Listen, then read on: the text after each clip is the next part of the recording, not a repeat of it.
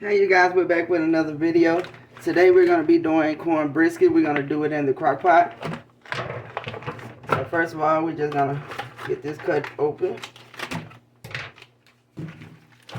There's my little seasoning pack.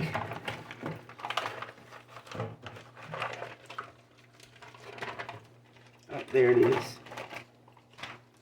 Then go ahead and get it washed off. Now that was a mess.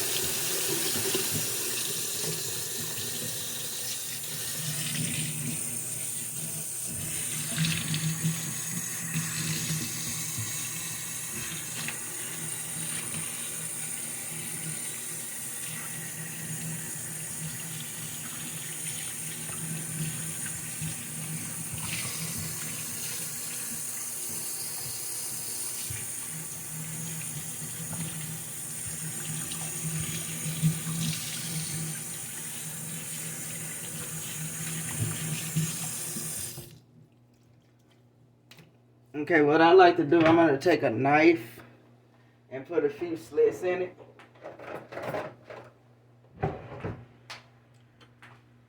So I just want to kind of put a few slits in it because it do help it cook a little faster. And turn it over, do the same thing in the back.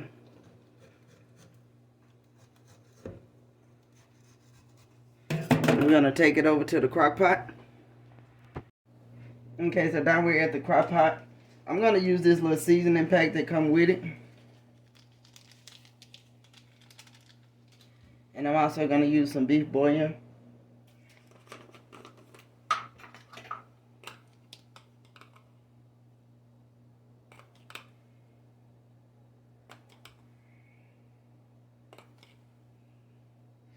I'm going to go ahead and massage that in.